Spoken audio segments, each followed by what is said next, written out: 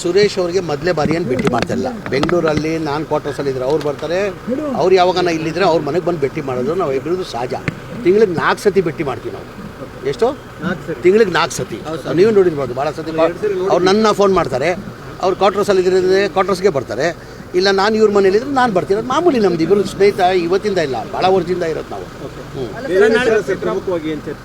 ಏನು ಚರ್ಚೆ ಇಲ್ಲ ಸರ್, ನಾವು ಇಬ್ಬರು ಸ್ನೇಹಿತರು.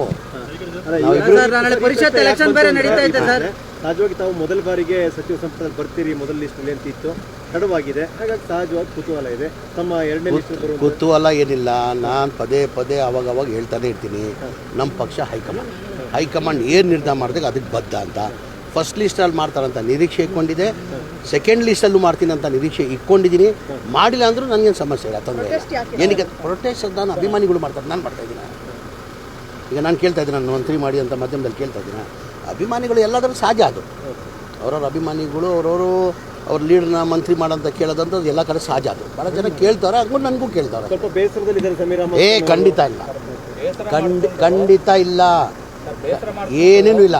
ನನ್ನ ಮುಖದ ಮೇಲೆ ಕಾಣ್ತಾ ಇದೆಯಾ ಬೇಸರ ಇದೆಯಾ ಅಂತ? ನನ್ನ ಮುಖದ ಮೇಲೆ ನಾನು ಕಾಣ್ತಾ ಇದೆಯಾ ಬೇಸರ ಇದೆಯಾ ಅಂತ? ಖಂಡಿತ ಏನೇನು ಇಲ್ಲ. ಅಡ್ಡ ಮತದಾನದ ಆತಂಕ ಕೂಡ ಇದೆ ಅನ್ನುವಂಥದ್ದು 5ನೇ ಅಭ್ಯರ್ಥಿಗೆ ಇಲ್ಲ, ಆ ಥರ ಏನಿಲ್ಲ. ನಾವು ನಿನ್ನೆ CLP ಮೀಟಿಂಗು ನಾನು ಹೋಗಿದೆ. 140 ಜನ ನಾವು ಒಗ್ಗಟ್ಟಾಗಿದ್ದೀವಿ. ನಾವು 28 ಹಾಕೊಂಡ್ರು 5 ಅಭ್ಯರ್ಥಿಗಳು ಗೆಲ್ತಾರೆ. ನಮ್ಗೆ ಅಡಿಷ್ನಲ್ ಏನು ಓಡಬೇಕಾಗಿಲ್ಲ. ಅಡಿಷ್ನಲ್ ಏನು ನಾವು 140 ಇದ್ದೀವಿ. ನಾವು 140ಗೂ 28 ಹಾಕೊಂಡ್ರು ನಾವು ಎಲ್ಲ 5 ಅಭ್ಯರ್ಥಿ ನಾವು ಗೆಲ್ತೀವಿ. ನಮಗೇನು ಸಮಸ್ಯೆ ತೊಂದರೆ ಇಲ್ಲ. ಯಾರು ಹೇಳಿದ್ರೆ ನಿಮಗೆ ಹೈಕಮಾಂಡಲ್ಲಿ ಕ್ಲೋಸ್ ಇದೆ ಅಂತ? ಎಲ್ಲಿ? ನಾನು ಕೇರಳ ಚುನಾವಣೆಗೂ ಹೋಗಿದೆ, ತೆಲಂಗಾಣ ಚುನಾವಣೆಗೂ ಹೋಗಿದೆ.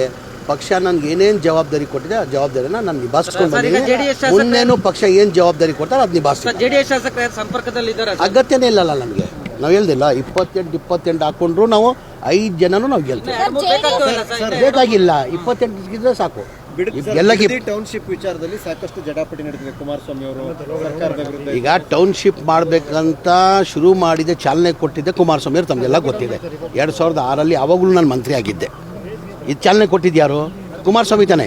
ಈ ಟೌನ್ಶಿಪ್ ಆಗಬೇಕು ಬಿಡದಿಲ್ಲ ಅಂತ ಶುರು ಮಾಡಿದ್ದು ಚಾಲನೆ ಕೊಟ್ಟಿದ್ದೆ ಕುಮಾರಸ್ವಾಮಿ ಅವರು.